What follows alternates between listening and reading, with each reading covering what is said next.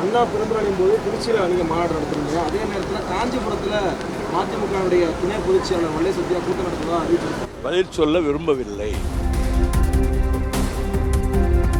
பதில் சொல்ல விரும்பவில்லை. எதையாவது வாங்கி போட்டு பத்திரிகை ஏதாவது போடணும். உங்களுக்கு உங்க அறிப்பு அதுதான். உக்கிரமமாக நடைபெறுகிற உக்ரைன் யுத்தகலத்துக்கு அனுப்புகிறார்கள். உக்ரைன் அதிபர் ஜெலன்ஸ்கி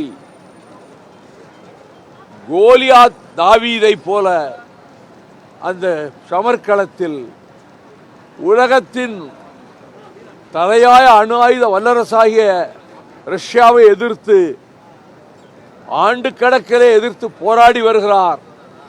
இரண்டாம் உலக யுத்தத்தில் ரஷ்யா போர்க்களங்களிலே வெற்றி பெறுவதற்கு முழுமுதல் காரணம் உக்ரைன் வீரர்கள். அவர்கள் அஞ்சாதவர்கள், ஸ்பார்டா வீரர்களை போன்றவர்கள்.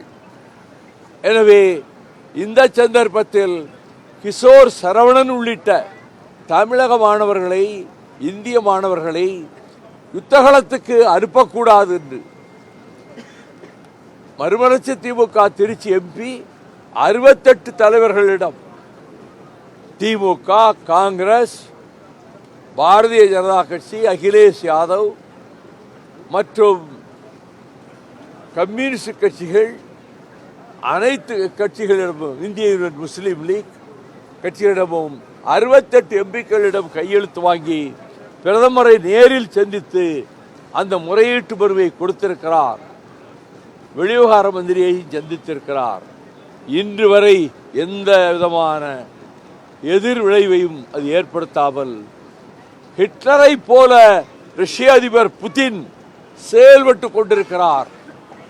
ஆகவே நேற்று முன்தினம் கிஷோர் சரவணனுடைய சிறிய தாயாரும் உடன் பிறந்த தம்பியும் என்னை வந்து பார்த்தார்கள்.